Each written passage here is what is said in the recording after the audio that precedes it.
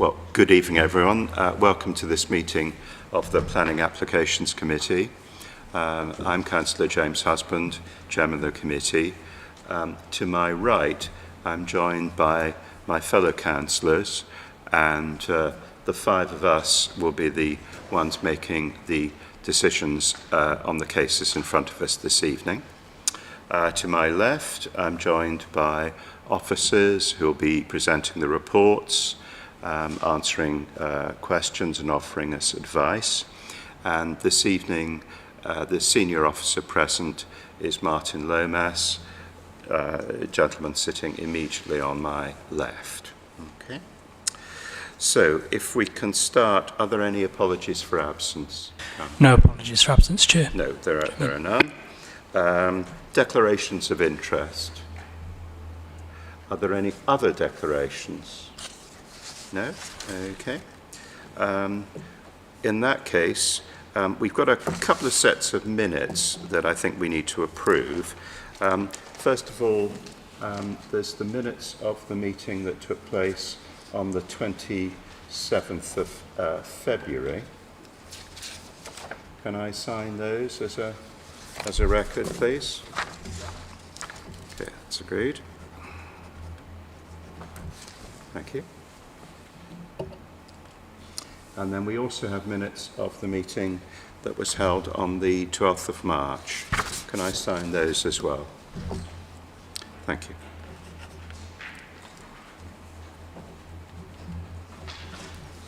Thank you very much. Good. I think it might be helpful if I just ran through quickly the order in which we're going to take the cases this evening in front of us. In a moment or two, we will start with the application for the Shaftesbury Centre, Barbie Road. We will then consider the applications in Flood Street, then Cheney Mews, before moving on to consider the application in Hereford Square, Boyne Terrace Mews, York House, and then finally the club room of Trellick Tower. Okay, so let's start with the strategic team application, Shaftesbury Centre, and I think Alice Culver. Alice, you're going to present that, aren't you? That's correct. So, when you're ready, please go ahead. Thank you, Chairman. Firstly, I would like to draw members' attention to the addendum report. There have been some corrections to the officer's report and some revisions to the recommended conditions. The application site relates to the Shaftesbury Centre, a detached two-storey office building located to the northern side of Balby Road. The application building can be seen identified by the red arrow on this slide. As mentioned within the officer's report, the application site is not located within a conservation area. However, the Oxford Gardens conservation area is located to the south. Ladbroke Hall, located to the southwest, is a Grade 2 listed property, and I would like to verbally update members that in section 6.111 of my officer's report, this should specifically relate to Ladbroke Hall as the listed building within this paragraph. This is an image of the existing building. The application before members this evening seeks the demolition of the existing two-storey office building and the erection of a replacement building which would be 5 stories. The proposed building would provide office floor space. The proposed site plan can be seen on this slide. The proposed replacement building would project further to the south when compared to the existing footprint. The proposal would include the creation of a pedestrian link to the north of the building, linking Shrewsbury Street and Notting Barn Road, which, if I show with my cursor, is in this area here. The existing vehicular access on Balby Road would be removed and the curb reinstated. This will be secured within the legal agreement and may require an amendment to the Council's traffic management order. As members may have noted within the officer report, this application follows 2 earlier schemes granted by the local planning authority. These previous permissions have expired, however the design of the replacement building largely follows what was previously approved. Some of the changes can be seen on this slide. The main change is the reduction in the massing on the southern elevation and the alteration of the type and form of office provided within the new building. The following slides will show the proposed elevations. I will run through them relatively quickly, but we can refer back to them if necessary. So this is the proposed southern elevation, the proposed west, east, and the proposed north elevation. This slide shows a visual of the proposed building, which is looking west along Balby Road, with the existing building, or the existing view, in the top right-hand corner here. This is the proposed view looking east along Shrewsbury Street, which is located to the north. Again, the existing can be seen in the top right. This is the proposed view looking south along Notting Barn Road. And lastly, this slide shows the main materials proposed to be used within the construction of the building. The materials are formed of warm-toned brickwork and concrete. That concludes my officer presentation. The recommendation before members this evening is to grant planning permission, subject to the recommended conditions and the completion of a legal agreement. Thank you. Thank you very much. Now, there are no speakers for this application, so colleagues, we move on to questions to officers. Who'd like to go first, talking about this?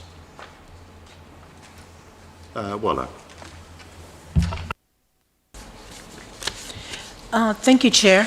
I was wondering, there is no sill for this application, right? Am I correct?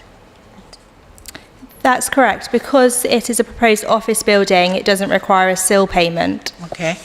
But you have put requirements for carbon offsetting, construction phase and all that, right?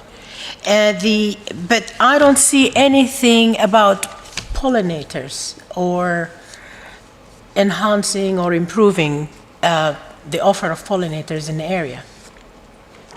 And if I'm not mistaken, that's part of our council objectives.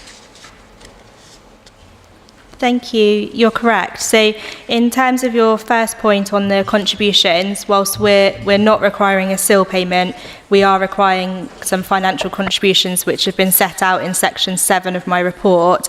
There is a slight correction to section 7 within the addendum report which touches on a library contribution, I believe. In terms of biodiversity, that is covered within my report within section 6.92, leading on to urban greening, which ends at 6.97. So the proposal does look to provide urban greening and an enhancement in relation to ecological net gains. And we are also looking to secure further details by way of a condition.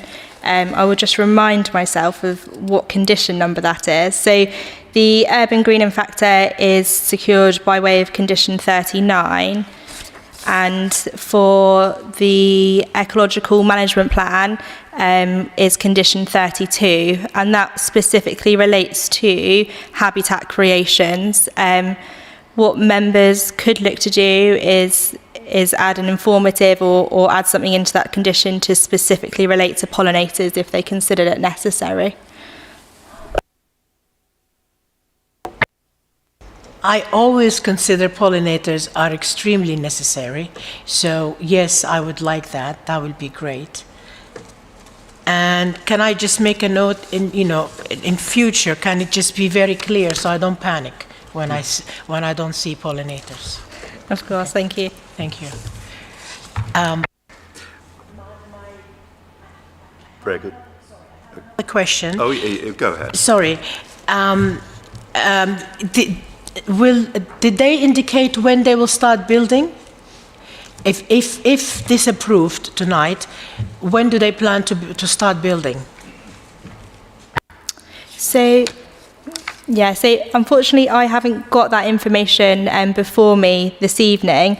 The application will be granted subject to the 3-year time limit, which is condition 1. So they will have to start works within those 3 years. But in terms of when they're planning to start construction, unfortunately I'm not too sure in terms of their timeframes. Because I'm saying that because I have a space outside where I live that has the same condition. However, it's been vacant for almost 7 years because all they do is just come in just under the time and dig something and go. And I feel communities are affected adversely by that kind of behavior. Thing we can do to expedite or to encourage people to build when we give them permission to do so. So apart from, as we've touched on, the standard condition that the permission will be remain live for 3 years, there are requirements as part of obviously the Section 106 agreement and some of the other conditions for details to be provided prior to the commencement of works. But I don't think there would be anything within the scope of the legal agreement or any conditions which would require works to be started within a certain time frame. Lorna, I don't know if you wanted to touch on that. Well, I'm not dealing with the Section 106 myself, but, you know, the planning permission won't be granted until the Section 106 has been completed, and that, according to the report, that doesn't have to be completed until near the end of July. So planning permission, I mean, it could be earlier than that, but, you know, they have 3 years to implement a planning permission, and from the date that the planning permission is issued. But all they need to do is to implement that permission is fairly minor works, really. And then once they've implemented it, you know, they don't actually have to complete the development. You can't force them to complete it unless you serve a completion notice, which is quite a convoluted procedure. Yeah, I think that aspect is not really something that we can consider. Can I just quickly ask officers, taking up the pollinators thought, could we perhaps add in condition 32, could we perhaps add something in there? Would that be reasonable? Could we do that? I think so, Councillor. So at the moment, condition 32 does list some details that needs to be provided within that management plan. So I think we could add another bullet point. I mean, I think probably we'd be likely all to support that. Very good. I've just got one I've got a question myself, actually, on the section, the proposed Section 106 agreement. There's a rather ominous to be confirmed about public art. I mean, obviously, this is quite a large development, quite a large office development here. I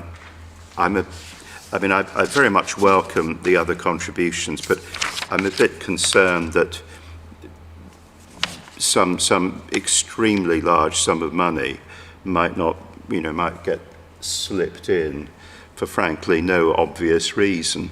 What can you say anything about that? Thank you, Councillor. So the reason that the public art is showing as to be confirmed within the officer's report is that that contribution hasn't yet been agreed between officers and the applicant. In terms of our current Section 106 requirements, the public art is usually a financial contribution unless it can be provided on site. In this case, they are looking to provide the public art on site, and details of that has been provided as part of the application. In terms of what that figure may look like, unfortunately, I'm not able to give members kind of an indication. What I would say is that as part of the previous 2 applications that were granted, they did secure a public art contribution, and that was in the region of around £11,000. I think in the greater scheme of things for a development of this sort, I think that probably sounds reasonable enough. Any other questions? Sonia and then Tim. Thank you. It's just a question about engagement with local residents. It's obviously quite a large this is quite a proposal for quite a large building, and 309 properties were notified, and it says here just one objection. So I just wanted to know what that process looked like, and whether there were any other comments that perhaps haven't come in as formal objections, or what the feeling is amongst local residents towards this application. Thank you. Thank you. So as part of the application, the applicants did provide a statement of community engagement, which details kind of the engagement strategies that they carried out as part of the process before the application was submitted. In terms of when the application was submitted to the local planning authority, obviously those residents were directly consulted by post, and there was site notices as well. It really is that we just received the one comment. There wasn't any comments that I'm aware of.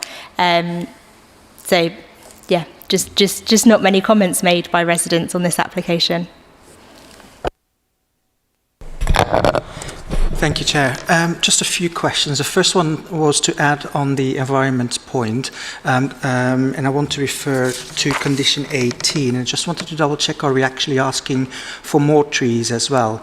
Because in the borough, we're obviously always short of space where we can plant trees, and this is actually, this to me looks like an opportunity where we can actually look at planting a number of trees as well in that area. Thank you. So you may have noted as part of the officer report there are some existing trees located on site. So the trees located to the eastern boundary would be retained by part of the development, and there would be a loss of one tree which is located kind of to the northwest of the site. There are some trees also located along Balby Road, which is on the frontage. In terms of condition 18, it doesn't preclude trees being proposed, so it does talk about trees, a scheme of landscaping to include trees, shrubs and proposed trees. I just don't think at this stage we have details from the applicant to suggest where a suitable location for a tree might be. They have provided a proposed landscaping scheme, but from what I can recall, that's some details of some more soft landscaping, so some soft landscaping to the frontage of the site and to the east as well. But if members felt that they would like to see a tree, then obviously we can potentially add an informative to kind of indicate that members would like to see new trees provided on site where feasible and where possible. Maybe we can add an informative where we can actually investigate where trees definitely could be planted, and if there are spaces, then we should definitely do that. Great, thank you. And then the second question was related to the usage of the building. Obviously, it's going to be an office building. How many people do we expect for it to provide offices for? And will it be like regular desk work, 9 to 5, or will it be more flexible? What kind of office space are we looking at? Night work, maybe even, just to clarify. Thank you. Thank you. So in terms of the office floor space provided at the moment, the details provided as part of this application have touched on the previous applications and are now looking to provide kind of a more flexible workspace. And I think a lot of that comes from kind of this post-COVID time and there being a change in the type and form of office required. So it is looking to be relatively flexible in terms of who that office might accommodate and the nature of the businesses that it might accommodate. What I would suggest to members is that we have got a condition that restricts the use of the building within that Class E use class. So it could only be used for a use class EG, which would be a use such as an office or something which can be carried out without the detriment to the amenity of the area. But then also, as picked up as part of the addendum report, use class EC, which would be financial services and other services as of that. So in terms of the exact occupiers of that office, unfortunately I don't necessarily have that information before me, but from the information that I've read and is put within my officer report, it is likely to be kind of a more flexible space which is capable of being adapted or subdivided should it need to. Perfect, great, thank you very much. Okay, thank you very much. Any other questions? No. Okay. Well, in that case, what I would suggest is, colleagues, that we take on board Councillor Idris's point about explicitly mentioning pollinators, I think condition 32. I think we probably add an informative in relation to trees. I mean, I think all of us are in favour of street trees, but often it's the practicalities of there being utilities under the pavement and, you know, in the ground, which actually mean what seem like obvious sites, in fact, are not possible. But I think as part of as the landscaping is developed, then I think we would obviously wish this to be the case. So I think an informative would be all right on that. Yes, Lorna, do you want to add something? Yes, only because Councillor Verboven, I thought, was talking about trees on the site rather than street trees. Did you mean both? Any trees anywhere? Wherever possible, if that means on the street or on site, if there is space for a tree, if whatever is below ground allows that, I would encourage it. Okay, I mean, I don't see a problem with that. We can add that. I mean, it's part of an informative, so yeah. Okay, good. So we've noted the information set out in the addendum report, and officers are happy about the Section 106 agreement date, which I think is a July, late July date. Okay, so on that basis, I think we can probably move to make a decision. So the recommendation is to grant, with obviously the conditions set out as discussed, and the informative, and also noting the Section 106 agreement and its completion time. So can I see those in favour of that recommendation, please? So that is agreed. Thank you very much.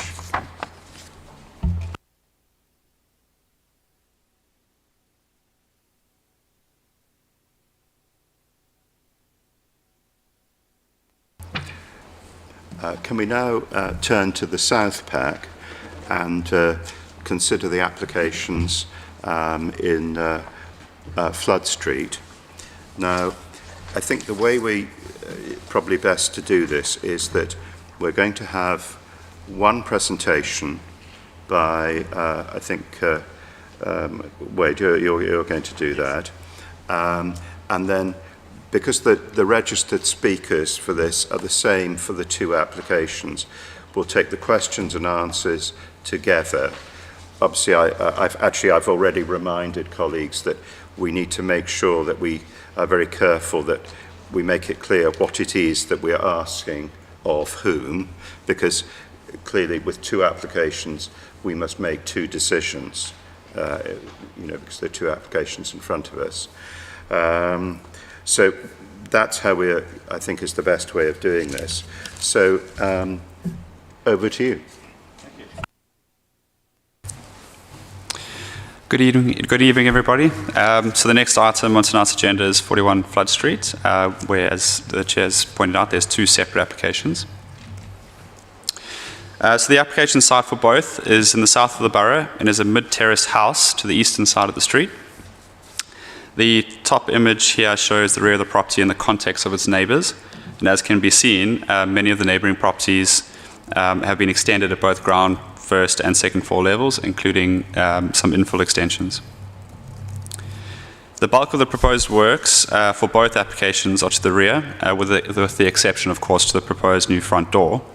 So these images provide some context of the rear of the property, both including the existing conservatory, which we'll talk about in a minute, and then, of course, the upper floor terrace area and the outrigger.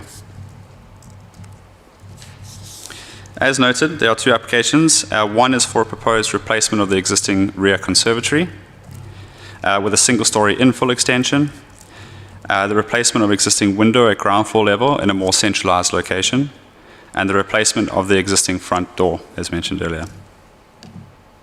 So these can be seen on the drawings. On the left is the existing, and on the right is the proposed.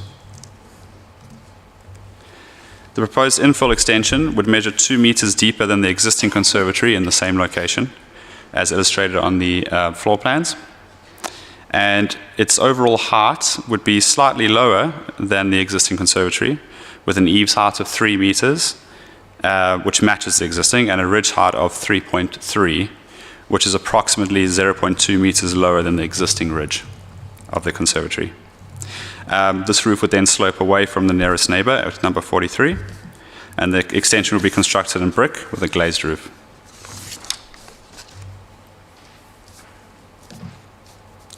The proposed second floor extension, which is the second part of the second application, would measure approximately 1.45 meters deep along the existing terrace area, as illustrated above. You can see, I don't know if my cursor is visible, but it's on the top right-hand side. You can see the additional extension here. And this is to provide an additional bedroom for the home.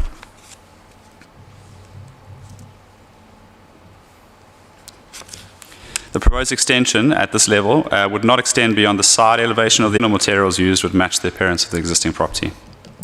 Access to the remaining terrace would be re-provided in a more central location on the outrigger. And subject to the recommendations, the officers have concluded that the proposals would continue to preserve the character and appearance of both the building and the wider conservation area, and would continue to ensure good living conditions for all neighbouring occupiers in accordance with the local development plan. At this point, I would just draw members' attention to the addendum notes, which provide some very minor clarifications. And thank you very much. I'm happy to take any questions in due course. Thank you very much. Now, we've got two objectors who have registered to speak. You're present, yes? The objectors? Yes, you're present. Now, I think what we said is that you've got up to 4 minutes shared. So please go ahead and whenever you're ready. Sorry, does that mean that the applicant is not going to speak? No, they will also have the same amount of time. Yes, Yeah. why do I go first? Well, that's how we do it. The objectors speak first. I'm sorry? Yes, if you press the button in front, it'll light up in red. Oh yeah, okay. Okay, there we go. Right, okay. Well, if that's the way you do it, that's the way you do it. My name's Paul Champagne. I'm representing the interests of Mr. Simpson, who lives at number 39 Flood Street. He's unable to attend today. For the record, I've been the owner of number 37 since 1991, and I'm Mr. Simpson's neighbour on the other side to this development. The objection relates purely to the extension onto the balcony that's been referred to. Mr. Simpson did not want to repeat the points he has already made and which the council has apparently already rejected in reaching its recommendations, preliminary ones. He does, however, want to add the following points after reading the report on the Planning Department's findings. First of all, no attention appears to have been given to the precedent being set here or to the domino effect that would result from granting approval to this planning application. If the first floor extension at the rear of number 41 goes ahead, the council will be unable to refuse similar applications in future. That could mean, for example, that a future proposal by Mr. Simpson himself to enclose the whole of his first floor balcony, which is adjacent to the one at number 41, could not be refused.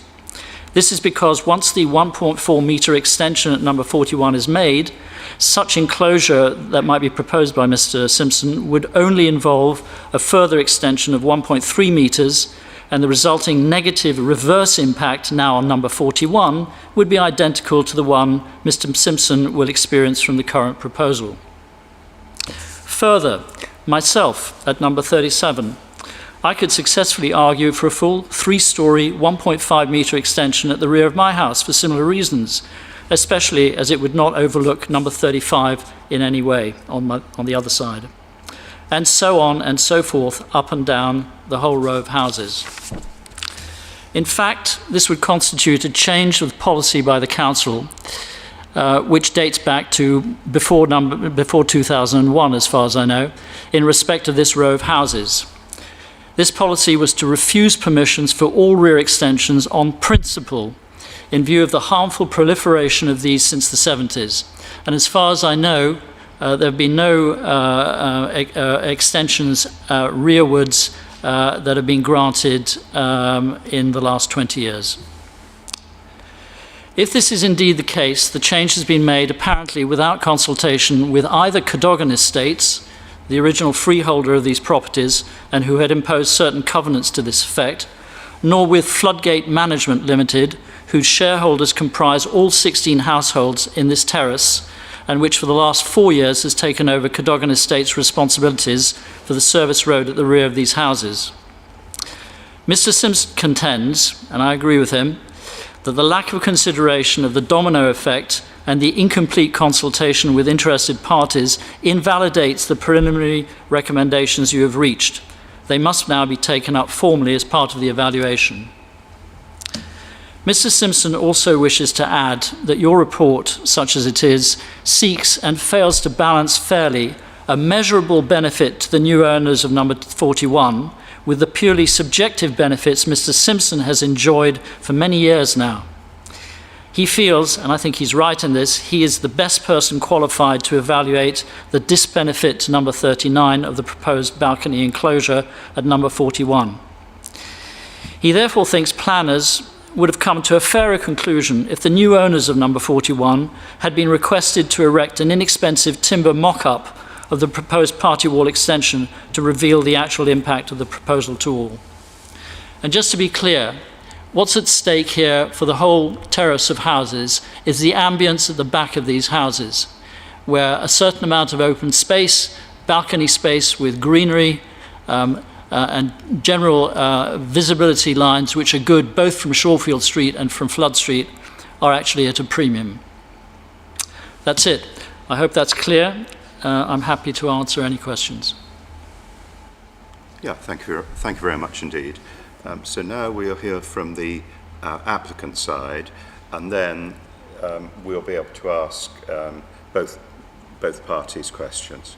So if you can turn your microphone off, and if I can ask the agent,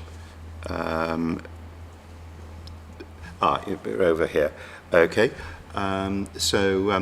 In similar fashion, you've got up to 4 minutes as well. Thank you, Chair. The proposed alterations and extensions to this building are in fact quite modest. With regard to the proposal to replace the existing conservatory, as your officer has explained, this sits within the light well at ground floor level and is single storey. While slightly deeper than the existing conservatory, it would still retain a reasonable setback, being very much a subservient addition to the host dwelling, and would be mostly obscured from any public or private view by virtue of existing boundary walls. As your officer's report comments, the principle of single-storey extensions within the rear light wells are well established within the group of buildings along Flood Street, and this proposal is no different, being in keeping, therefore, with the prevailing pattern of development in the locality. As your officer explained in his presentation just now, the replacement conservatory will be no higher than the existing extension. In fact, it will be marginally lower, and would slope away from number 43, meaning that the highest part of the conservatory would be furthest away, ensuring the living conditions of neighbouring occupiers would be safeguarded and there would be no harmful impact, therefore. With regard to the second floor extension, the existing rear extension at this level would be increased in depth by 1.4 metres. This in turn would reduce the size of the existing roof terrace, resulting in a reduction in the amount of usable external amenity space. This could in fact improve residential amenity for the neighbouring occupiers. The modest increase in depth of the rear projection would not breach existing daylight or sunlight levels reaching habitable room windows of the neighbouring property, this is number 39, to any noticeable degree. This is reaffirmed in your officer's report, wherein it is also noted that the modest increase would not breach the 45th degree line when taken from the centre point of the neighbouring window, nor result in a noticeable reduction in outlook as confirmed in your officer's addendum to the report. The group of buildings in which this property sits defies any coherent built form at the rear, with various alterations and extensions having occurred over time, with some extensions larger than others.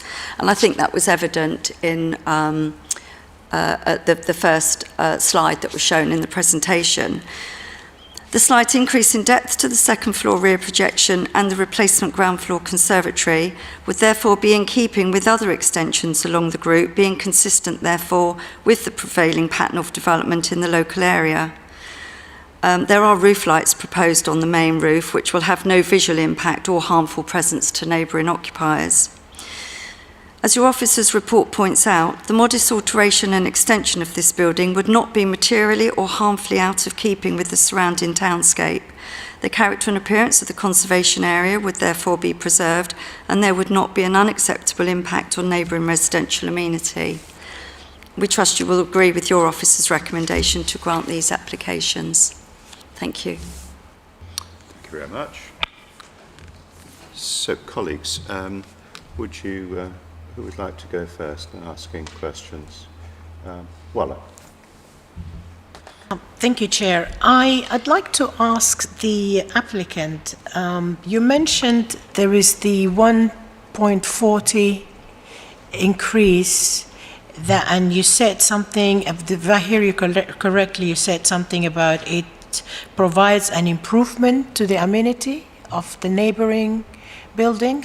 Can you explain to me how? Yes, Is indeed. that how you achieve that? There's currently roof terraces on the first floor and the second floor levels. There's quite a significant amount of overlooking already from these roof terraces. By increasing the depth of the existing rear extension at the second floor level, will reduce the size of the existing terrace there, and therefore be an improvement, could be an improvement on residential amenity to the neighbouring properties, because the existing terrace will be smaller, therefore reducing its use. Just a second. Thank you. Is to the objector. You started saying something. I was wondering, do you feel that explanation satisfies your concerns? No, actually, I think it's laughable. If that's the argument, you might as well close everything, and there's you could build all the houses out of the back by about 2 or 3 meters. It's completely ridiculous. As far as the light is concerned and so on, they haven't actually done any measurements of what the change in ambience to Mr. Simpson at 39 will be from the way the sun goes over the houses.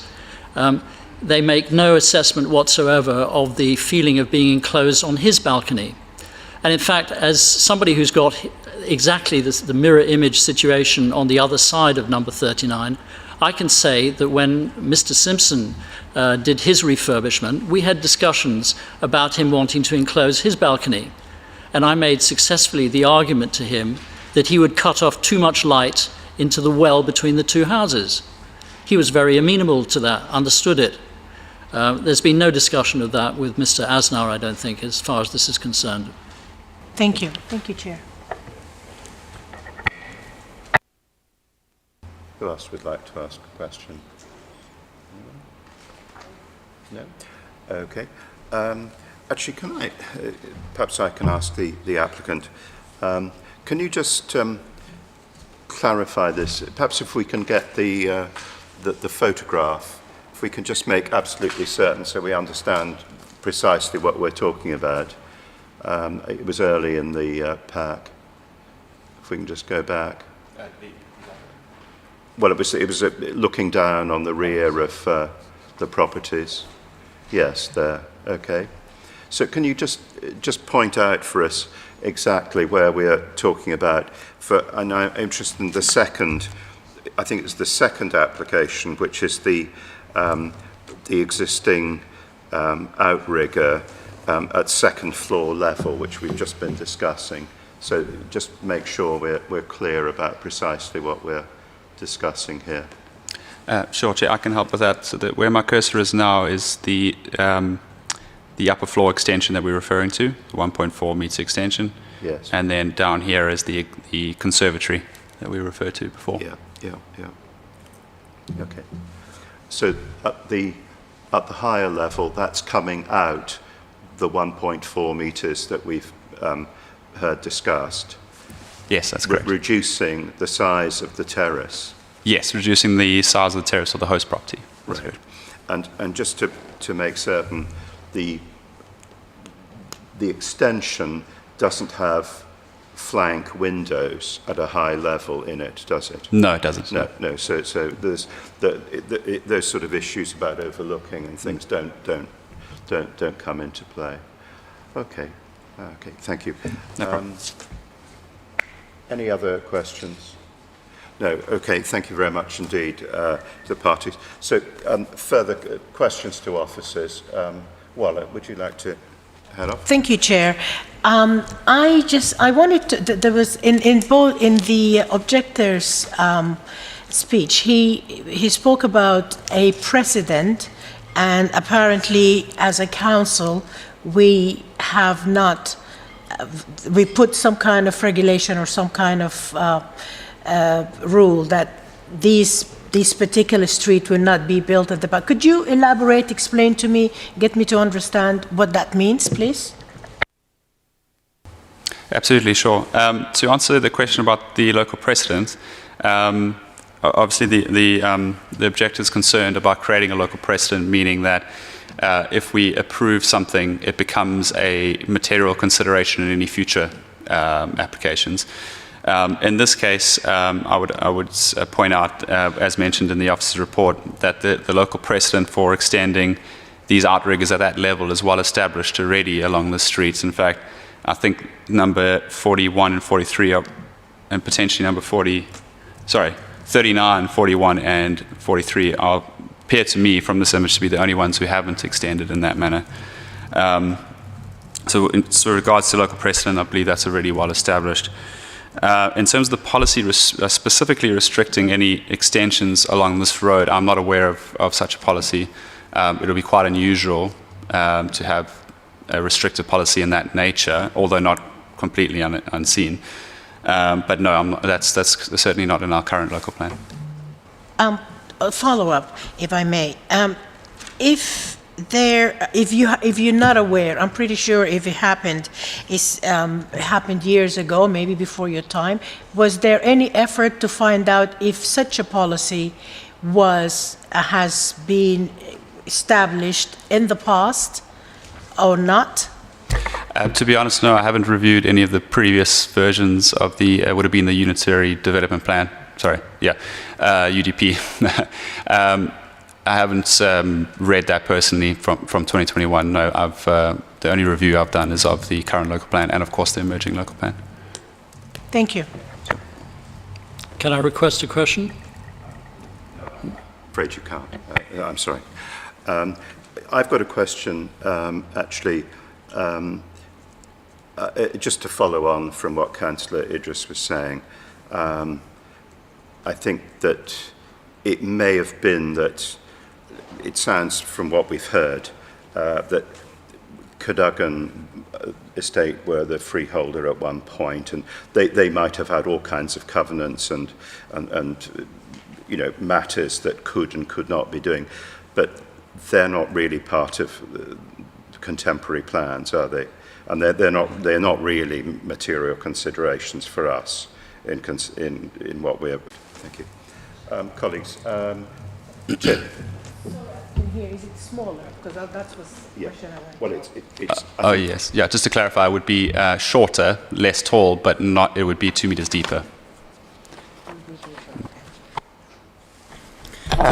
Thank you, Chair. My question was related to the first application for the conservatory, and I'm just looking at the design statement for the planning application, and I'm looking at the external materials that were provided. The glass roof, the aluminium metal frame double glazing sliding doors, and the metal slat screen. They, to me, look highly modern. I'm not saying that they're ugly at all, but they don't seem to fit a conservation area. Are they common features in this particular conservation area? Yes, so to the rear of the properties, there's a variety of materials in terms of both the windows and extensions. There are some fairly modern-looking conservatory type extensions that can be seen on the image before. And yes, it is a fairly modern addition, although in a very discreet location. So the officers have concluded that that wouldn't result in harm to the historic character of the area. But they are common features around, so we have other places within the conservation area that also uses that kind of materials, that kind of modern style as well, then? Yes, in particular along the streets as well. Okay, yeah. perfect, thank you.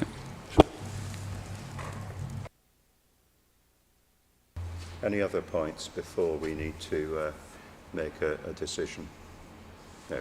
Okay. So what I'd like to do is, first of all, I'd like to. Now this is the first application in our pack. Okay, to make a decision on that. So the recommendation is to grant, obviously with the conditions attached. Can I see those in favour of granting that permission? Those against? Okay, so that's granted by 4 votes to 1. Councillor Idris voted against. Thank you. And if I can now consider the second application as it is in our pack, can I see those in favour of the recommendation, which is to grant with the conditions attached? Can I see those in favour, please? Those against? So that is also granted by 3 votes to 2. Councillor Idris and Councillor Verburden voted against. Okay. Thank you very much indeed. Thank you.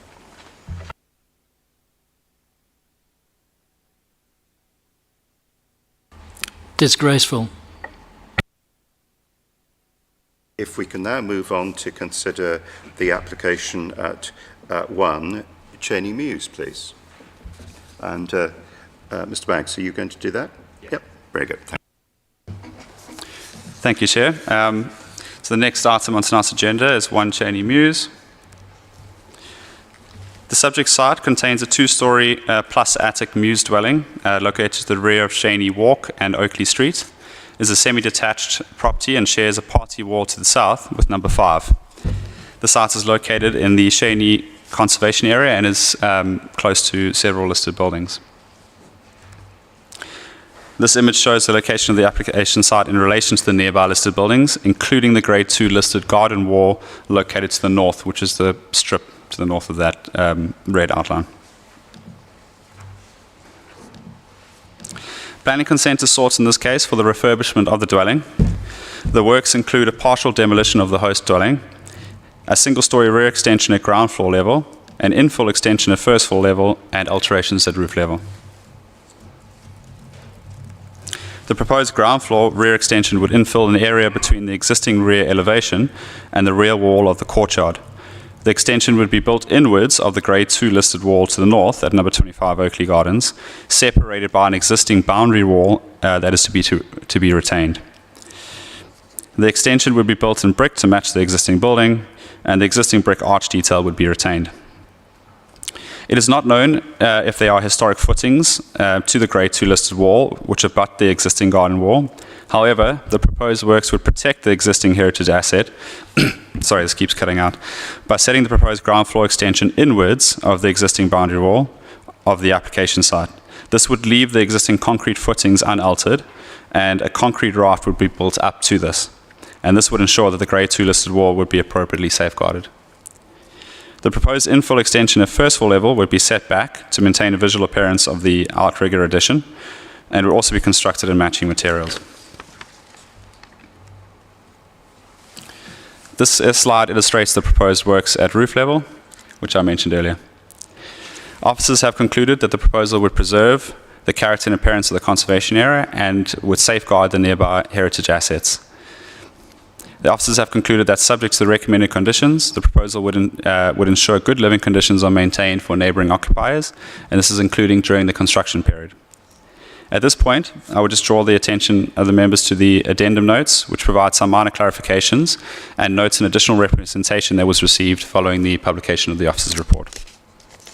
Thank you.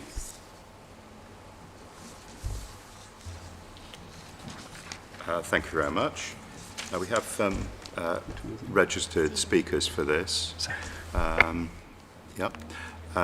So please, when you're ready, you've got up to 3 minutes. Please go ahead when you're ready. Thank you, Chair. I think we're going to share the time between the two. Is that right? Yeah, thank you. Perfect. Just make sure I don't go over time. I just want to make 4 short points. First, as the Director's report states, this is the only old mews in the Cheney Conservation Area, so it's a unique location. And although it's the latest in a long list of applications for this property, we don't think it's any less substantial or disruptive than the previous applications. It purports to be a householder application, but instead it's actually a substantial demolition and rebuild. And the applicant's own structural engineer's report is clear on this point. So no assurance has been offered to the owner-occupier of 5 Cheney Mews, which is adjacent, and that's the owner that I represent, if there's any structural compromise to the party wall they share, or in the event of any other structural problems. And I think our view is that should be dealt with now, not just left to the Party Wall Act. Number 2, we've submitted multiple expert reports on matters relating to the construction traffic management plan, construction methods, structural engineering, noise, vibration and dust, heritage, and on the party wall issues. And many of the points we've made are not contained in the officer's report, and we think that's a shame. Third, this is, I think, an important point. The cumulative impact of substantial works in the mews, together with the associated construction traffic, is oppressive, and it's actually, I think, verging on dangerous. I don't know if members are aware, but there are live works in the mews at the moment on number 2 Cheney Mews, forklift trucks back and forth, scaffolders, all sorts of things going on. It's a very narrow area, and they're over time already. They're not finished, and they cause continuous disruption. I think further works overlaid on top will just make the situation intolerable. I don't think that the conditions would be sufficient to address that. I think that probably needs to be sorted out. It would be good if it was sorted out now. And then fourth, I think the approach to conditions, in our view, is just inadequate. There's a suite of conditions imposed. For example, in the case of noise and disturbance, which I think is going to be quite substantial, I don't think that's consistent with the Council's own policy on the imposition of a condition in this case. And on the construction traffic management plan, the Council's own Transport and Highways officer in the back of the report basically says that it's not good enough and it doesn't constitute a CTMP. And I don't think it's good to put that into a condition and say, well, we need a brand new one. It would be good to sort that out now, I think. So for a range of reasons, I would urge you to reject both applications. Thank you. Hi, I'm Amanda Eliash, and I'm at 24 Cheney Walk, which is directly over the mews, and I'm impacted by every single thing that happens in the mews. I see everything because I'm a flying freehold, which means I go over and I go under. Okay. At the moment, the management plan for number 2 Cheney Mews is inaccurate. They stated that they were going to only take about 24 months, and now it's 3 years. And by the way, if you went round there today, it's an absolute shocking state. Nothing has been done and nothing's been finished. The mews has been totally destroyed in that period. For instance, my wall, my garden wall, and all the walls on my house have been, I have subsidence, which has been discussed with Knight Frank and Rutley, and they've asked me to take out further insurance against it. I also have pooling outside my house, which is continual water, where that goes on top of my basement. So heaven knows what's happening because I can't see. But I think one day it's going to fall all the way through. If my house falls down as a flying freehold, then Lord Brown's does and Seoul's does. It'll go like this. And then there's the mental health anxiety. I'm woken up early in the morning every day. It's a complete nightmare. We don't get on as neighbours anymore. It used to be friendly. It's now an absolute nightmare. And surely there should be some time management where one house is finished and then another starts or something, because at the moment we're all dealing with a complete nightmare. And you know, I don't think any of you have actually seen it, but it's an absolutely tiny spot where huge amounts of building is continually going on. And with that, I finish, but I've really had enough. I'm sorry, thank you. Oh, thank you very much indeed, thank you. Now, I think we also have the applicant who's represented by Mr. Green, is that right? So please, in similar fashion, you go ahead. Good evening, everyone. Miranda and I live with our 3 girls, aged 8, 6 and 4, at number 1, Cheney Mews. We are seeking planning permission to extend our modest home to provide necessary space for our children as they grow. The decisive issues here, as highlighted by the Council, are whether the proposal preserves the character of the conservation area, safeguards surrounding heritage assets, ensures good living conditions for neighbouring occupiers, safeguards trees, and whether the proposal is a risk of flooding. I am pleased the Council's officers are satisfied and agree that we have gone to great lengths to address all the above. We are well aware of the disruption building works can cause. There is currently a full basement being built in the Mews, although they have caused very little disruption to us. And my wife's family, the longest serving resident since the 1970s, endured 3 years of building works when the owner of number 5 Cheney Mews demolished and rebuilt their property into an office and a library, and number 4 renovated his. We are one of only 2 of the 5 Mews houses in Cheney Mews that has not been developed in the past 30 years. We are in a lucky position in that the other Mews buildings are ancillary to the main houses on Cheney Walk, where our neighbours live, and not used as accommodation. We have listened to their concerns, withdrawing previous applications in order to rethink, placate and appease, and prepared many supporting documents. The number and detail of these reports is not typically required for extensions, but we wish to ensure these works are the best they can be. Our extensions comprise 3 elements: a single-storey rear extension, a small first-floor infill, and a mansard roof with 2 dormer windows, all to the rear of the house. The ground floor rear addition will infill an existing courtyard area. As such, it will have no impact on any neighbour. As your officers have mentioned, it is built away from the listed garden wall so as not to cause any heritage issues. The rear infill is set back from the existing bulk and there are no nearby neighbouring windows. The roof extension is also set back within the footprint of the existing roof. To build the extensions, we need to demolish some elements of the building. These are only required to make way for the extensions. We will reuse bricks wherever possible, and overall the appearance of the rear of the building will be vastly improved. This is in accordance with both local and national planning policies. We have worked hard to ensure that we are entirely compliant with all the Council's regulations and will continue to work with our neighbours to address their concerns should planning permission be given here tonight. We will serve party wall notices where needed prior to works commencing. Our SUD strategy has been approved by the Council's flooding officer. The rear extensions align to the existing rear building line. This complies with policy CL9. No trees will be affected. The Council's tree officer has approved the works. No impact will occur to the neighbouring listed boundary wall as we are building away from it. The Council's heritage officer has approved the works. And we have agreed to all the Council's proposed planning conditions and commit to ensuring that the development is carried out in full compliance with those conditions which seek to manage noise and disruption resulting from building works. We hope that you are in agreement with the recommendation of your officers and will approve this application tonight. Thank you very much. Thanks very much indeed. Okay, if you can switch your microphone off as well, please.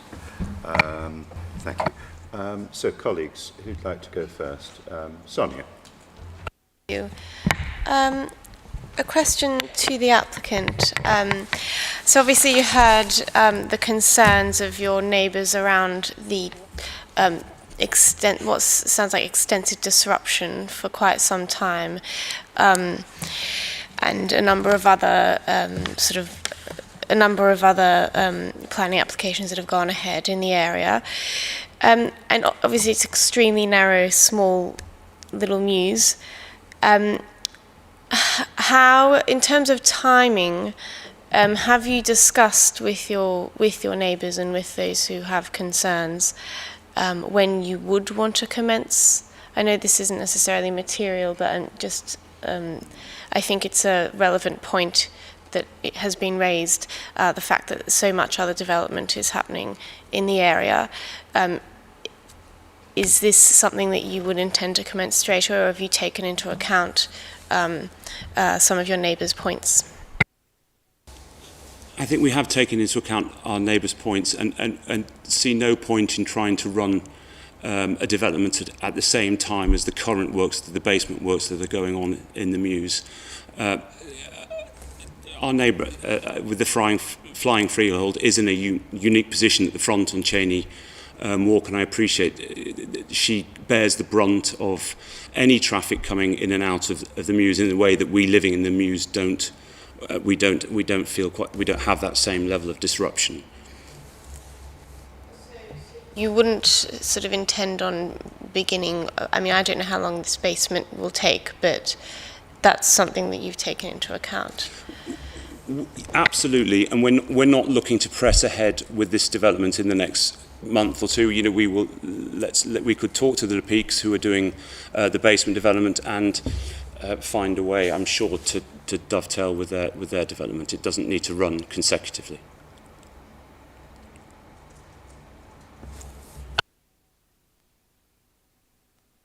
Thank you, Chair. I got a couple of questions for each. My question to the applicant is, what is the level of demolition are you expecting to have? And my second question to you is also, have you considered using smaller vehicles to transport goods and stuff, you know, and even dirt from and in and out the area? Thank you for your questions. To start with the second question, absolutely. And we have no intention of driving any trucks up and down the Mews at all, if at all possible, if things can be brought in. In fact, as scaffolding is being brought in for the current development in the Mews, that they're not driving any trucks. They are all being brought in on foot. And we would look to encourage the use of electric vehicles wherever possible. In terms of the demolition at the back, we're informed by our planning consultant that this is a relatively small demolition, and it is simply that to afford the building of the infill in the courtyard area. The objector, bar holding, you know, and halting every development, what will make your life easy? I think you should be aware that the electric trucks that you were suggesting have caused enormous amounts of damage. I think they're heavier than almost a truck. I mean, if you actually looked at my pictures, you would see that at the beginning, you would see the stones are fine. You know, these are ancient stones. Now they're all broken up. If you actually looked at the subsidence, it's horrendous on my walls. Who's going to pay for that?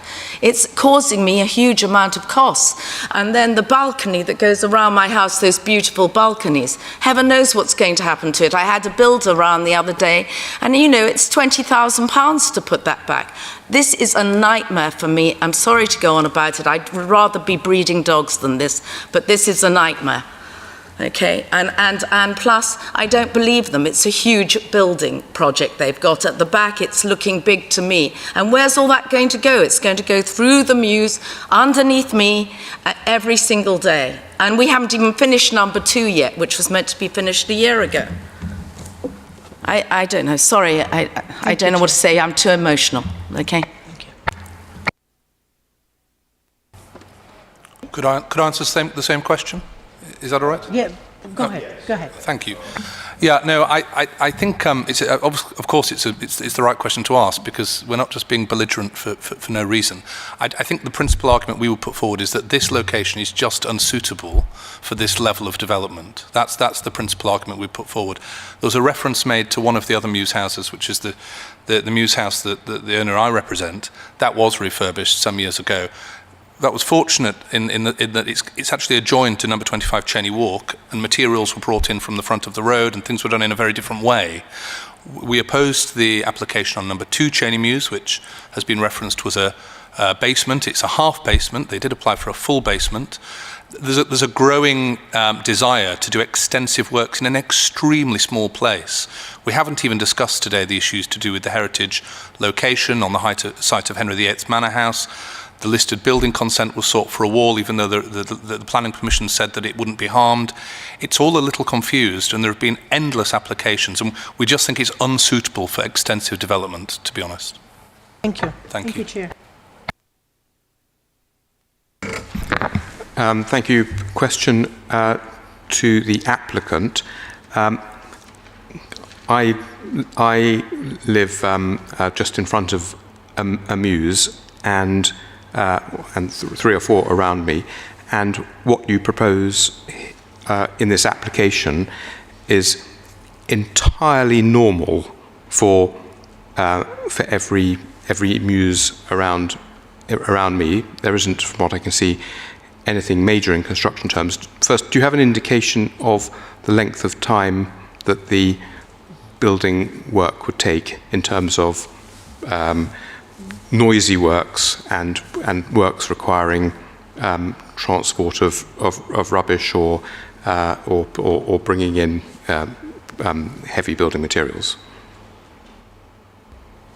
We haven't yet put this out to tender to builders, but we do have experience of, we are currently developing 9 properties ourselves, so we do have an understanding of a time scale. I can't think that the demolition would take any more than 3 months, that major works, and then the rest is simply internal. Okay. I read all the comments from officers about the CTMP being vastly overcomplicated, far too long, and the point about anything that's required by condition is that it's got to be clear and therefore enforceable. Do you know what the reason was that it turned out to be unacceptable for sort of length and specificity terms, and what plan would you have to bring forward a clear CTMP? I think it was agreed by our planning advisor that a new CTMP would be prepared. I don't have the details in front of me as to what the issue was with the longer previous one. Yeah. All right. That's no more questions. Thank you. Thank you. Any further questions? No. Sonia, do you want? With the objectors, that your main objection is the noise and the disruption. Is that correct, or do you have an objection around the impact on the conservation area or the appearance? No, I'm impacted by the noise, the disruption, the total destruction of a mews, whether it needs modernising or not. It's totally destroyed, and nobody seems to care.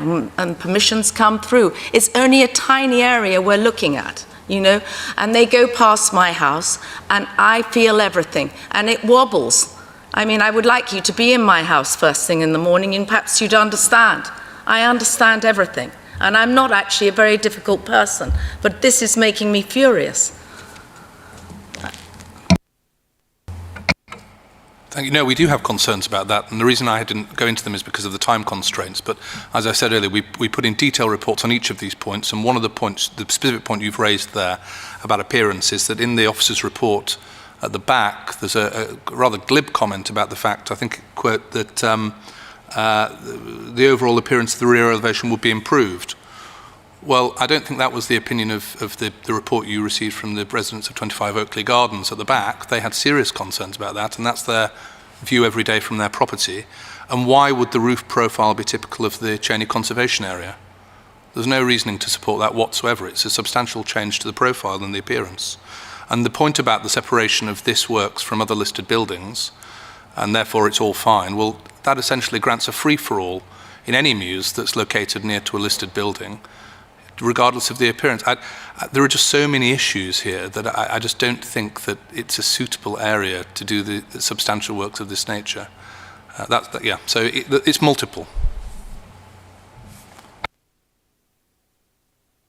Just a final question, actually following on from what we were just speaking about. So if I can just make certain I've got this right. So 25 Oakley Gardens I'm looking at the ONS map, which is we have in our packs, but is right at the very front. So 25, have I got this right? 25 Oakley Gardens is obviously quite a large property, which stands at an angle because it's on the corner of Oakley Gardens. And then, is the ONS map, is that correct? There appear to be a number of outbuildings high up in the garden, and then there's a very long rear garden which goes down to the flank of the applicant's site. Is that correct? I should make it clear, Chair, that it is rather confusing. I don't represent that. I'm representing the owner of 25 Cheney Walk. Right. Which okay. I can see why it's confusing. But yes. I do believe you did receive a submission from the owners of 25 Oakley Gardens, yes. so I can't speak for them, but I know that they have concerns about the vista at the back.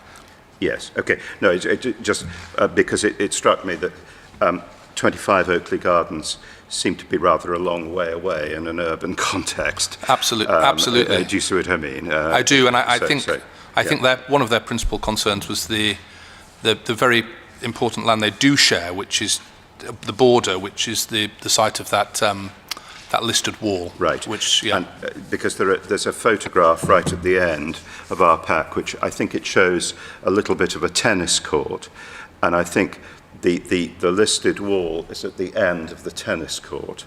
I think is that your understanding? That's true. Yes, but again, that is true, but I don't represent them. Sorry, I can tell you.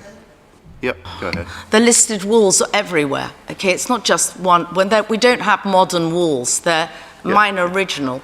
I think Lord Brown's are, and definitely Oakley Gardens. Well, everybody has it, and by the way, everybody is overlooking us. It's okay, but they overlook everything. Yeah. No, actually, I was. No, thank you for clarifying that. In fact, I was going to follow up with officers some of the points that you raised in a moment. Are there any other questions, colleagues, that you would like to ask? No. Okay, thank you. Well, in that case, we'll move to questions to officers. I'd like to start actually by looking at what I want to do is I want to address in planning terms. I mean, clearly, access to the Mews is sort of above and beneath the lady who's an objector, which is an unusual situation. I mean, we're obviously used to the idea of building in a Mews which has quite limited access, but this situation, it doesn't happen very often. Can we try and distinguish, please, between things that in the planning system that we can do to assist what I think is an obvious issue, and things which are really just are simply civil matters, that they are not, they're out with the planning system. And we've got a CTMP, obviously, as a condition. I'm wondering if we can just explore that issue, if we may. Yes, of course, Chair. So firstly, I would just say that I completely sympathise with the neighbours. I'm a homeowner myself, and I know how disruptive building work can be and how stressful it can be, so I really do sympathise. And one thing I would just add to that, though, is that we operate within a legal planning framework that includes certain things that we can consider as material plan considerations and others that we can't. But planning is not the only regime. There's other regimes that the applicant will need to go through, including building control and various other legal loopholes that they'll need to go through. And one of the primary concerns I'm hearing from the neighbour and represented in the, not the only, of course, but one of the primary ones is the impact on her house, and of course substance issues and then noise and disturbance. Now, unfortunately, in the planning legal framework, substance issues are not a planning consideration unless there's strong evidence of severe substance concerns, and that's outlined in the MPPF. But that in cases like this for household extensions and that it's not, that's usually covered by a separate regime for instance, the building controls. So in this case, while I do sympathise, it's not a material plan consideration in this case. Noise and disturbance, though, is impact on the highways is. These are all outlined in the local plan, and so these have been taken into account. That's why the conditions, including the CTMP, have been included. I would just point out as well, because I anticipate this is going to be a question that's linked to that, is that the highways officer didn't object to the principle of the CTMP. In fact, I've got the comments here. He says, I'll read just the first line. There are no proposals to alter the access or that would affect the operation of the highway post-completion, and the principle of development is acceptable. He then goes on to note that the RBKC CTMP pro forma has been used, which is a requirement, and the main criticism was that it was too long and too onerous rather than significantly flawed, if that makes sense.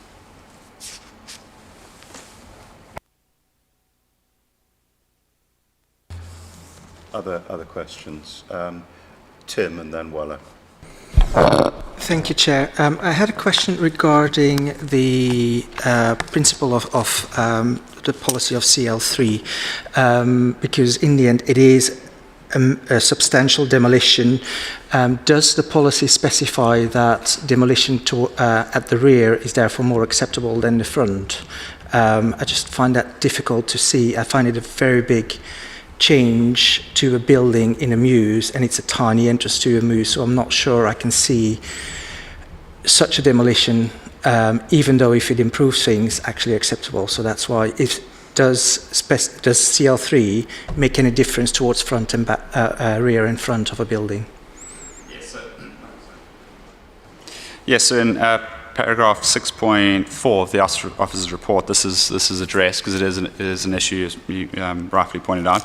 Policy CL3 subsection C specifically resists substantial demolition in a conservation area. However, in this case, the officer concluded that the front elevation has a greater positive contribution to the character of the area, and the reason for this is that the rear elevation has already been heavily altered, and for that reason, it was concluded that there would be no breach of policy CL3. Thank you. Sure.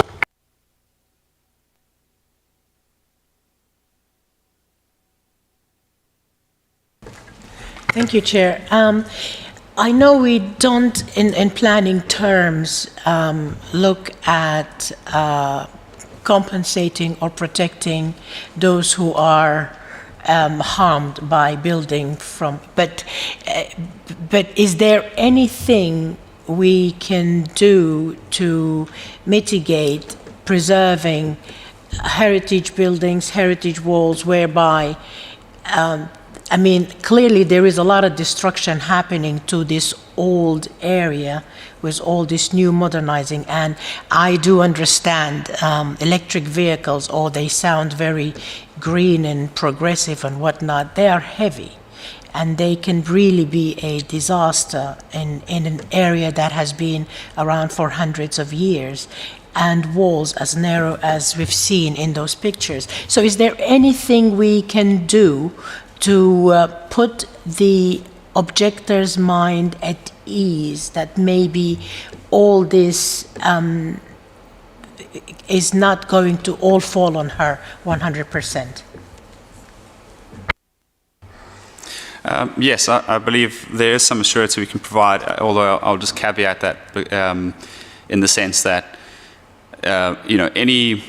any damage to her property, or any other neighbour's property for that instance, she will have a legal right to challenge. It won't be through the planning system, of course, but it will be through the civil routes and civil courts. The only advice I can say is that, the only thing I can say really is that I can't provide any legal advice in that sense, and the only thing I can say really is that any neighbours who are concerned should seek independent legal advice on that matter. But one thing the CTMP does consider, amongst other things, is things like the types of vehicles and the timing of deliveries and the impact this would have on the highway and on neighbouring amenities. So these are considered to some extent, of course, within the bounds of the planning framework. But if for instance works are going on at a neighbouring property and her house completely caves in, there are some legal avenues that she'll be able to explore. So,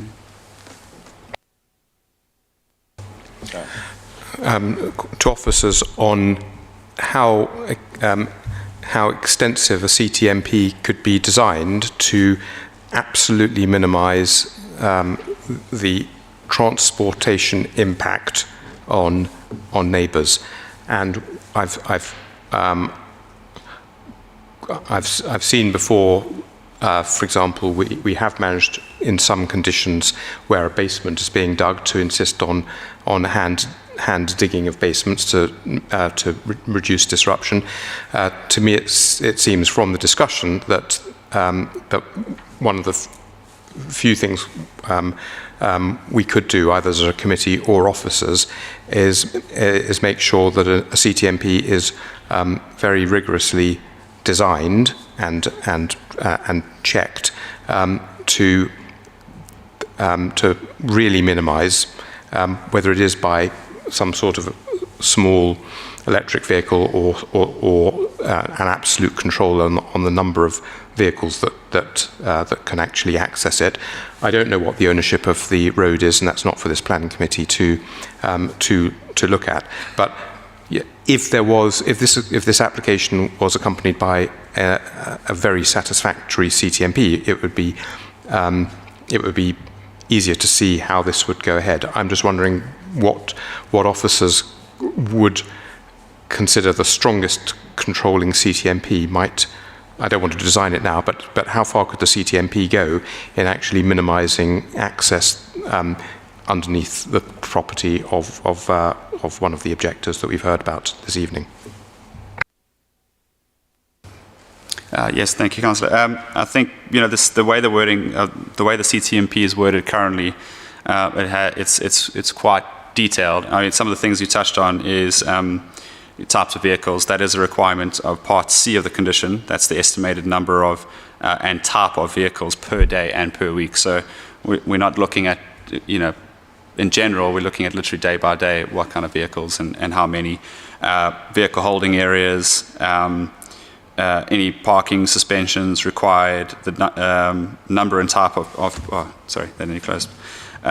details of any diversion, disruption to public highway during preparation, demolition, excavation and construction works, etc. No, so I got all that. And maybe my point is, if I can make it more clearly, it would be if this application had been accompanied by a very clear CTMP, that would help me understand how the CTMP was vastly limiting the impact on residents, because I'm trying to find the balance between fairness for a property owner being able to modernise their property, other people have, and also finding a way that it's not going to cause, and this is the bit that we can control, construction and transportation harm to the immunity of residents. Obviously, we've heard tonight that we can't, it's not for us to control the legal side of party wall. There's different legislation for that.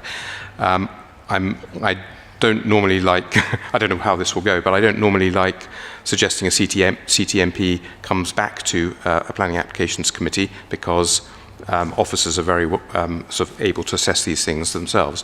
But this is such an unusual and difficult case. I wonder, it depends on colleagues and chairman as well, is this the sort of case where CTMP could come back to make sure that it's taking into account all the concerns?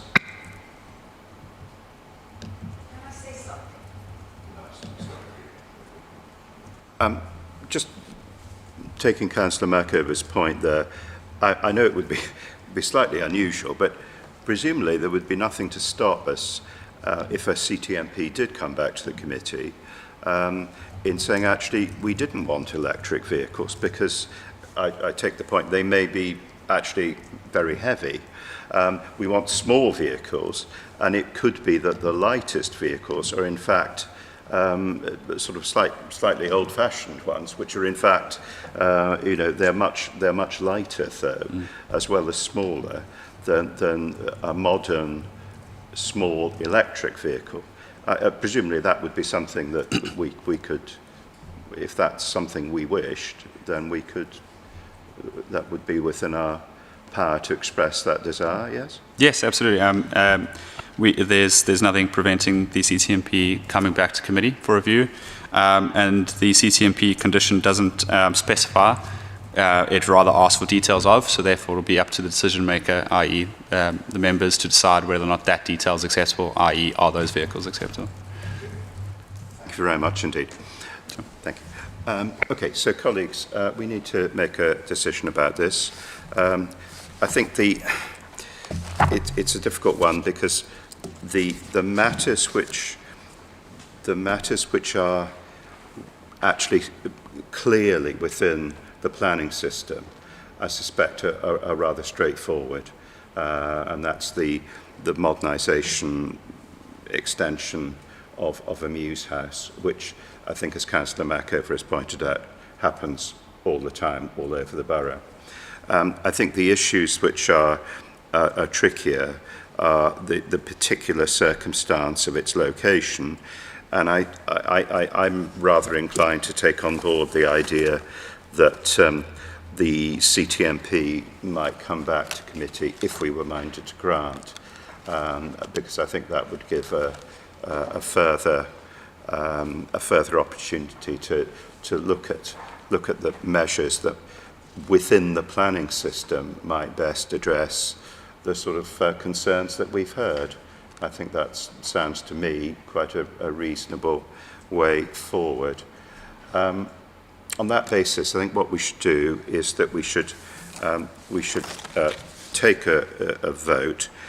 So the recommendation is permission is granted with the conditions attached.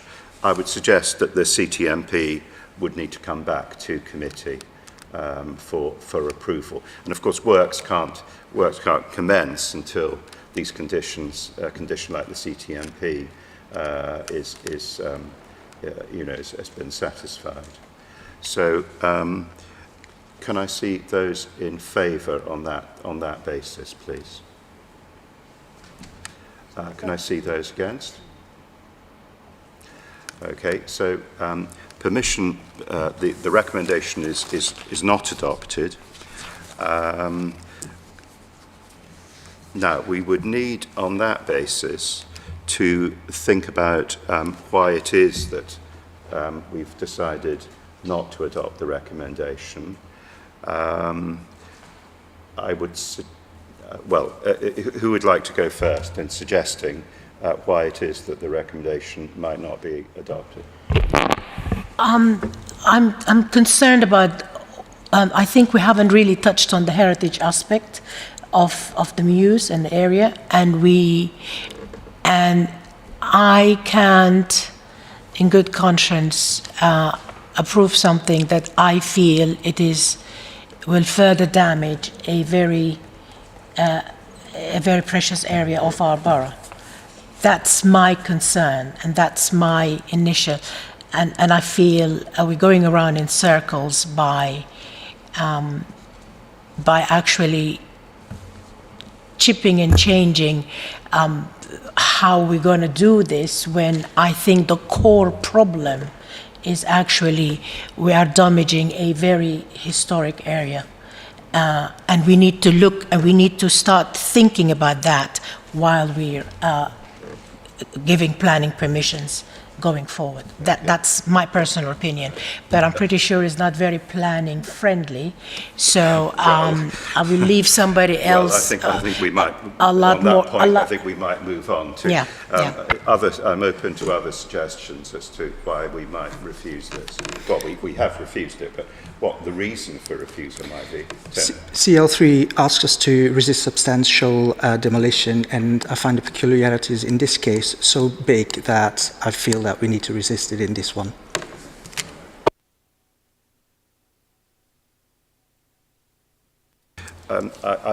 Perhaps, if I can go to officers and say, of course, this is not a listed building, but it is in a conservation area. So I think, as Councillor Verboden and Councillor Idris have sort of indicated, I guess we could say that we felt that the proposal would cause a harm to the conservation area. I think we could, personally, I'm extremely dubious because this garden wall is actually been deliberately made apart. So I'm not convinced myself that that's a very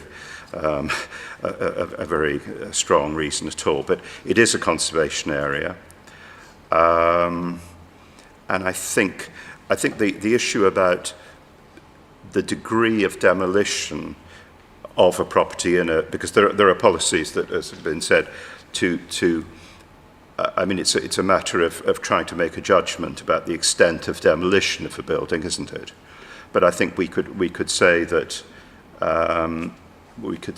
in this case we felt the extent of demolition, albeit we were talking about the rear of the building, which probably has almost no public views, but nevertheless, we could say that, I think, as a sort of adding in as a sort of a second reason for refusal. How do officers feel about that? Yes, that makes sense. So just for my sake, jotting down notes just for clarity. What I'm hearing is that members believe there's a breach of policy CL3 because of it is in their view that the works would constitute substantial demolition of a property in a conservation area. We talked about heritage harm, but I just need, if you don't mind, please, just for clarity in the condition, I mean not the condition, the reason for refusal. What is it about the, if we're talking about harm in the conservation area, is it the fact that it's the substantial demolition, or is it the design, and what elements of the design are causing that harm, if that makes sense, just for clarity. Who would like to who'd like to answer that? I think really it's the. I think, am I right in thinking it's the principle of the demolition within the conservation area, rather than the design? You mean the principle of the extent of demolition? Yes, the extent of it. Yeah. Sorry, that was my understanding. Sorry, yeah, of no what problem. My colleagues that makes sense had been saying. So it's the extent. Yes. Okay.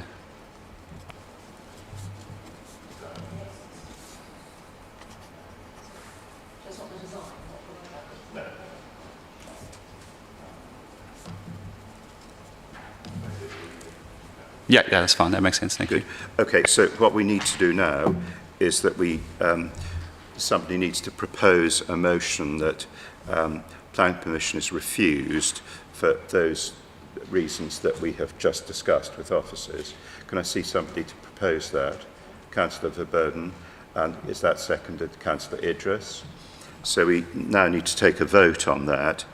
Can I see those in favour of that resolution to refuse for that reason? Can I see those against? And those abstaining? Okay, so that's carried by 3 votes to 2. Councillor Mackover and I abstained. So it's refused for that reason. Okay, good. Thank you very much indeed. Thank you. There is the listed building. I'm sorry? There was a listed building application for this one as well. There was a listed building application as well, which we probably need to... No? I thought... Oh, yes, sorry, I beg your pardon. Yes, just to clarify, the listed building consent is because of the proximity to the listed wall, which, Yes. if I remember correctly, you mentioned earlier there wasn't concern with that. Okay, so I'm sorry. Can I take advice for officers before we do? So, what would you advise on this? I mean, personally, I'm struggling to see what a reason for refusing that would be. Can you assist on that? Yeah, sure. Look, approving the listed building consent wouldn't allow the applicant, from planning permission to construct the works that they propose. So there's no risk there of the consents contradicting each other. That makes sense, because the listed building consent is purely focused on the impact to the listed building, being the Grade 2 listed wall that adjoins the site. And so yeah, you wouldn't be contradicting yourself by granting that and refusing the other. Okay. So I think the advice is that not adopting that recommendation would be quite difficult. So the recommendation is to grant the listed building consent, which would not negate what we've just been discussing. Can I see those in favour of granting listed building consent, please? So that's granted. Okay, thank you.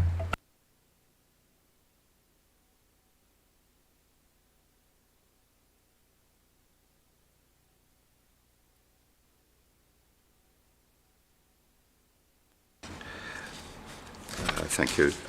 If we can now move on to consider the application at 4 Hereford Square, again in the South Pack. And I think who's going to do that? Is that Wade? Still you? Yes. You go ahead. Thank you, Chair. Okay, so the application site for this next scheme is located to the southern side of the road, and the property is a mid-terraced house arranged over 3 stories with an additional lower ground floor, currently used as a garage and entrance. The site is in the Queensgate Conservation Area. Planning consent is sought, in this case, for a mansard roof extension, which can be seen on the left. This is a long section of the front elevation. You can see the hatched in red is the application site. This is we set back from the front by approximately 4.3 meters with an opening to the front and dormer windows to the rear. To the rear, a low ground floor extension is also proposed, which would be approximately 3 meters in depth and between 3.3 and 3.7 meters in height, and this is due to changing land levels. Also proposed is an extension to the low ground floor to extend this to the front of the site. This can be seen on the right, including a front light well. And then, of course, the conversion of the garage at this level into habitable floor space. So officers have concluded the proposed development would preserve the character and appearance of the Queensgate Conservation Area, and the living conditions of neighbouring occupiers would be maintained. I would just again draw members' attention to the addendum notes, which provide some minor clarifications and notes 1 additional representation received following the publication of the report. Thank you. Okay, thank you very much. No, there are no speakers for this case. Any questions to officers about this application? Bola first and then Tim.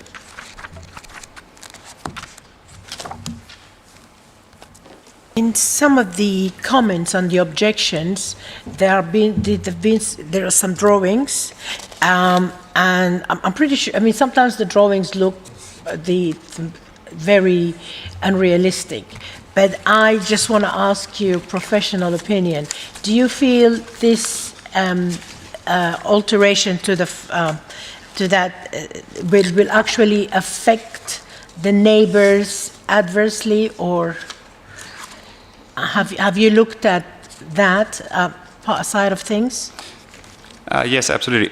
Are you referring to the lower ground floor extension that extends out? Yeah. That is, the neighbours, adjoining neighbours were concerned about a loss of light. Yes, that has been considered, and given the modest scale of the extension and the orientation of the property, considering where the sun would travel through the sky, the officers concluded that won't have a materially harmful impact on neighbouring amenity.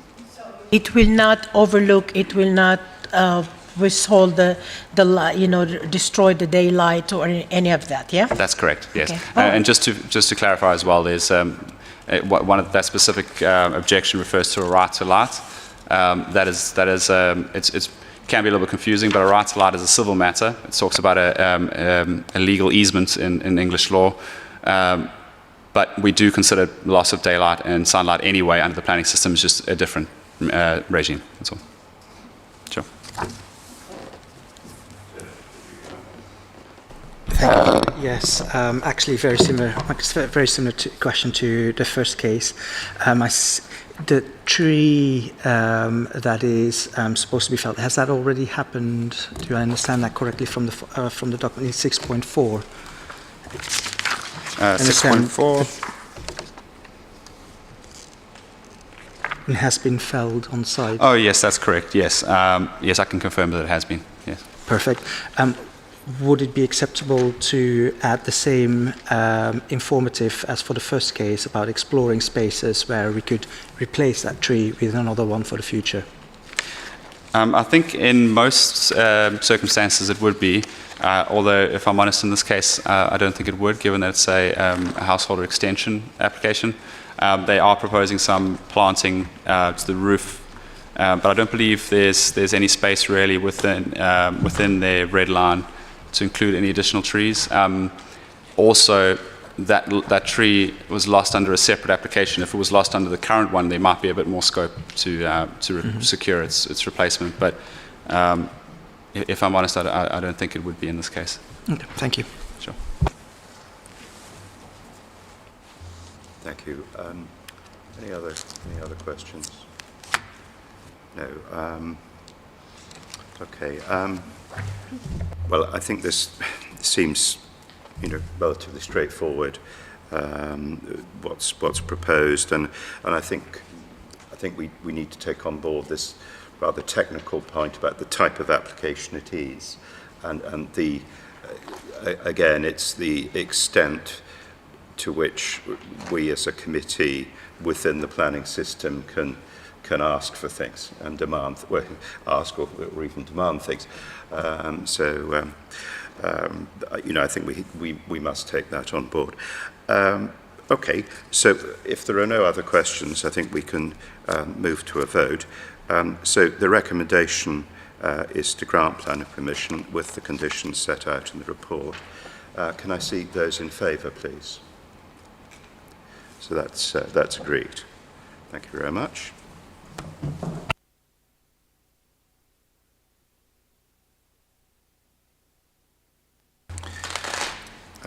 If we can now go to the North Pack, and I think Alice Culver, Alice, that's back to you, isn't it? Boyne Terrace Mews. Correct. Thank you, Chairman. Firstly, I would draw members' attention to the addendum report and a slight correction to paragraph 1.3 of the officer's report. This application is a Section 73 application, so a variation of Condition 2 to a previous planning permission. The previously approved and the proposed front elevation can be seen on this slide. I have nothing further to add to the officer's report. The officer's recommendation is to grant planning permission subject to the recommended conditions. Thank you. Thank you. Any questions about this application? Waller. Thank you, Chair. There is a mention of an archway in one of the letters. Can you tell me more about it? And how will this application affect it? That is one question. My second question is, there's been an older planning application. Will the acceptance of this or the approval of this application revoke the older one, or will they be going concurrently? Thank you. Thank you. So in terms of the archway, I'm not exactly sure which archway is referred to as part of the objections. The changes as part of this application seek to admit certain elements that were granted as part of the last application. So that's the mansard at the back and the gable at the frontage. And then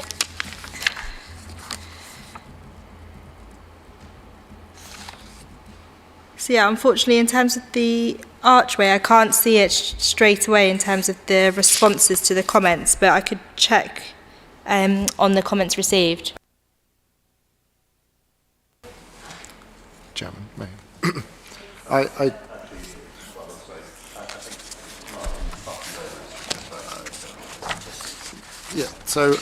believe, having just looked at the objections, that the archway referred to is the underpass under which the flying freehold sits. So that's the archway that's being referred to.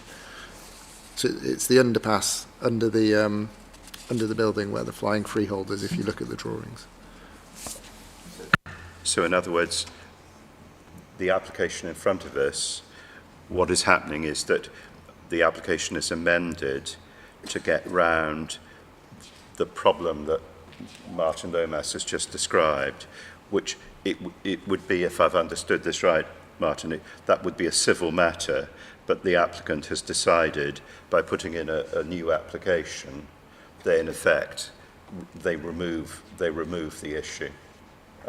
Is that's what you understand to be the case? Yeah, which that's why I asked does make if there, sense. yeah. Yes, yeah. exactly. Are there any other questions anyone would like? Tim. Thank you. There was one objection coming in from a Mr. Easton from 5 Boyne Terrace Mews.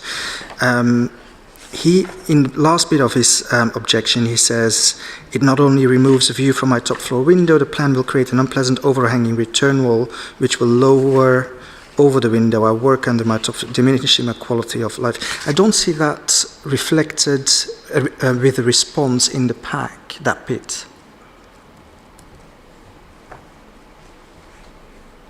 Do you have any comments on that particular part of the objection?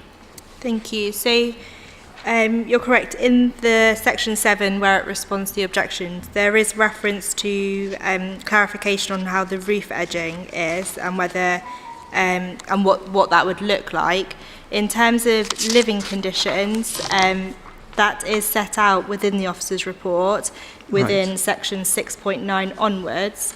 As this scheme would actually reduce the massing at the back, so it would admit the mansard, it was considered that it would continue to preserve the living conditions of nearby properties. Okay, cool. Thank you very much.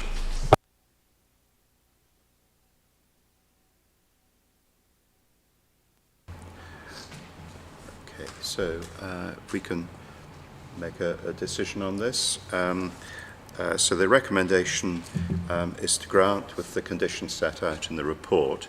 Can I see those in favour, please? Those against?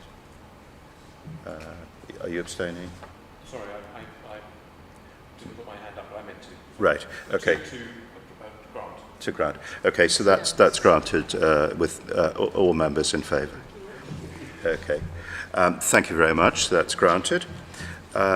If we can now move on then to consider the application relating to telecommunication masts at York House. Alice, are you doing that as well? Yep. That's correct. Thank you, Chairman. So this application relates to York House and seeks the removal and replacement of some antennae located at roof level. This is the proposed front elevation where members may note some of the location of these new satellites. The recommendation is to grant planning permission subject to the recommended conditions. That concludes my presentation. Okay. Any questions? Well, about this, yeah. The question is actually, I think it says it here, but I just want to make doubly sure. Will they remove the old mast to put the new one, or is it just adding more furniture to the poor roof? I think this application would be for new furniture to be located at roof level, but condition 4 does require the removal of redundant telecommunications equipment when it's no longer needed. So that condition would require any satellites or anything to be removed when they're no longer needed.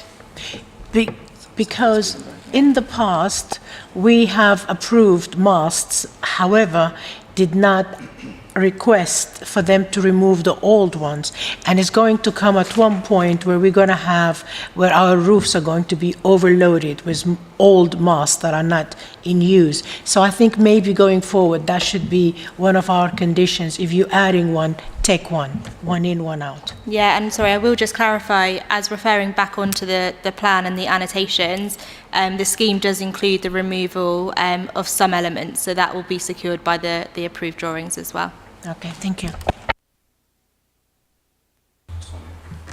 Yeah, so if we are replacing existing furniture, or even if we aren't, will the new will the new additions create, I suppose, will they be more visible than they currently are from the street or from other houses? So, as mentioned within the officer's report, the proposed antennae, which will be located in this location, will project 60 centimetres above the chimney. But when considered in the context of the wider townscape and the height of the building, it's not considered that it would have a harmful impact, and it would continue to preserve the character and appearance of the building. So it's not possible to sort of maintain the existing appearance, I suppose. So it will be 60% higher than what's currently there. So it will be 60 centimetres taller than the existing chimney. So it will be taller than some of the existing roof level satellite dishes or antennae. But as officers have considered as part of the report, even with that additional height, it's considered to be acceptable and continue to preserve the appearance of the building. Just a couple of, one main question is on the operation of condition 4, and it may be that this is a more general discussion point, and just tell me if it is. This condition only applies to the particular equipment, the apparatus that we're giving consent for now. What is the length of time of a condition being enforceable? Is it 10 or something like 10 years?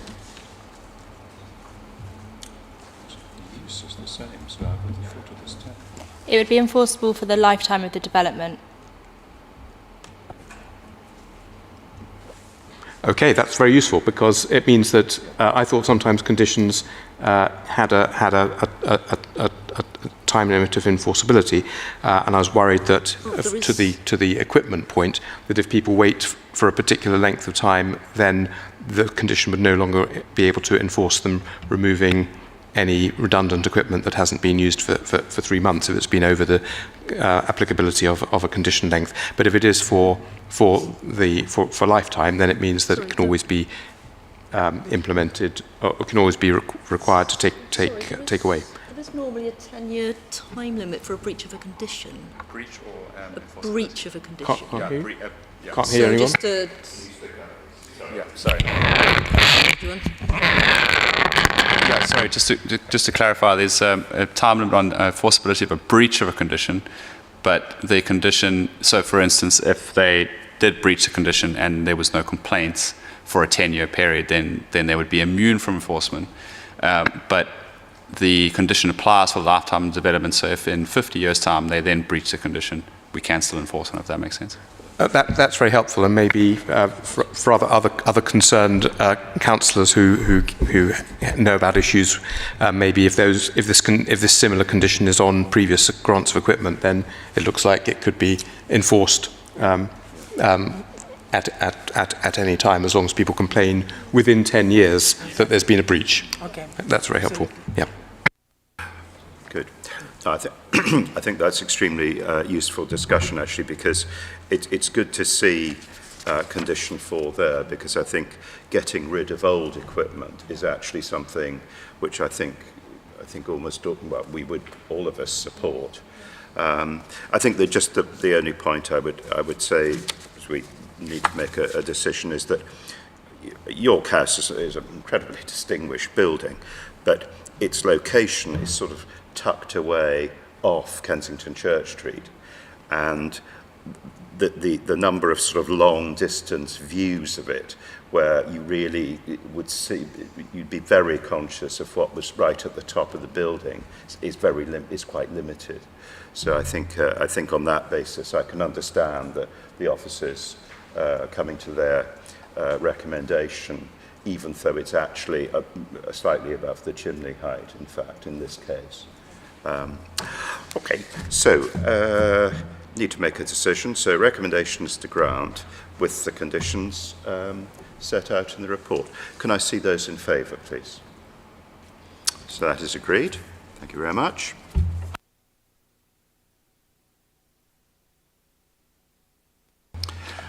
And finally, back to the North Pack and the clubhouse at Trellick Tower. And is that, Alice, back to you. That's myself. Thank you, Chairman. So there's two applications before members this evening, one for planning permission and then one seeking listed building consent. So the application relates to the club room at Trellick Tower. The proposal seeks to replace the existing UPVC windows and replace them with crystal style windows, and the proposed elevations can be seen here. The officer's recommendation is to grant planning permission and to grant listed building consent. That concludes my presentation. Thank you. Any questions about this? No. Okay, and I noticed the addendum report included a couple of, excuse me, a couple of letters of support from people who obviously are residents. Okay, in that case, first of all, we need to vote on planning permission. Recommendation is to grant the conditions set out in the report. Can I see those in favour of that, please? So that is agreed. And there's also, of course, listed building consent. Can I see those in favour of granting listed building consent? So that is agreed as well. Very good. Well, that concludes our agenda. Thank you very much indeed, everyone, for attending this evening. Thank you.